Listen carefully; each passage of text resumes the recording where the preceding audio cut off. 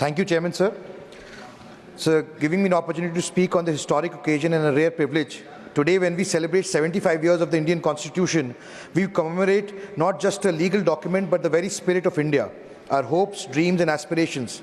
Our Constitution is a living testimony of the vision of our forefathers and sacrifice of our people, the resilience of our democracy.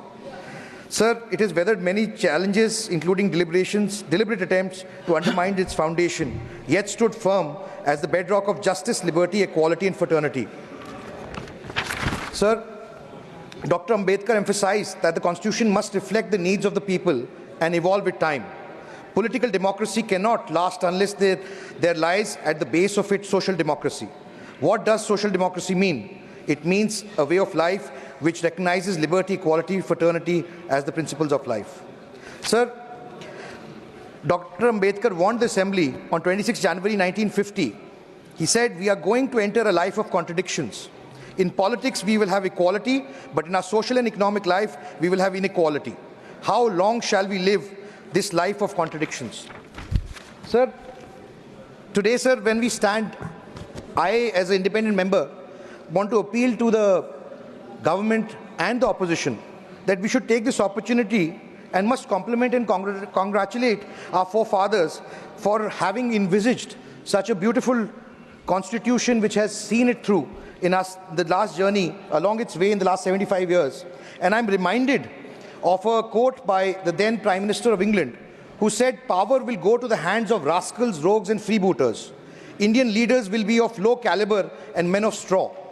So today, when we have completed 75 years and our economy has become the 5th largest economy, on the way to becoming the 3rd largest economy in the world, it is a befitting reply to those who thought that the Constitution will not befit Indians as a country and our caliber was undermined. So democracy is an evolutionary process. There's no finite point in democracy. We strive towards an optimum form of democracy, and the Constitution is a guiding force for that. And that is what the Constitution has given us. It has guided us through the tough times, through the times where it has been put to test, in the challenging times from 1975 to 77, under the Congress government, which curtailed freedoms, suspended fundamental rights, and misused constitutional provisions.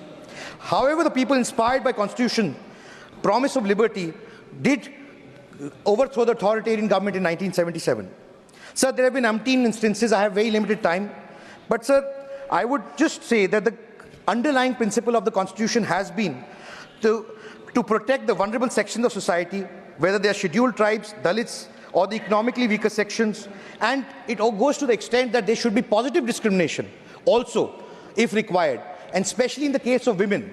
I want to thank the government that by bringing the Women's Reservation Bill, they have taken the Constitution provision and positively discriminated against women by making them an integral part of our democratic process. Sir, many opposition members and my friends have spoken about bulldozers. They spoke yesterday, a very senior member. I want to remind them that in 1976, it was the then Congress party which started the culture of bulldozers under the Sanjay Gandhi regime of Turkman Gate. They spoke of one nation, one election. Sir, as if there's some sort of a ploy to destabilize the election process. So for 15 years, from 1952 to 67, including the time when our forefathers had started, that was the norm. Until it only happened that subsequently, when the Congress regime decided to change that apple cart. Sir, we've had more than 400 elections since 1952 till now, sir. Out of which 200 elections took place in the decade of 70s and 80s, which was the most unstable political period in our country and costed us very dearly, because this was the time where economically we fell behind countries like China and were not able to come out of it. Sir, thank you for giving me an opportunity to speak on this historic event. I wish that we in unison can appreciate the Constitution and celebrate it. Thank you very much.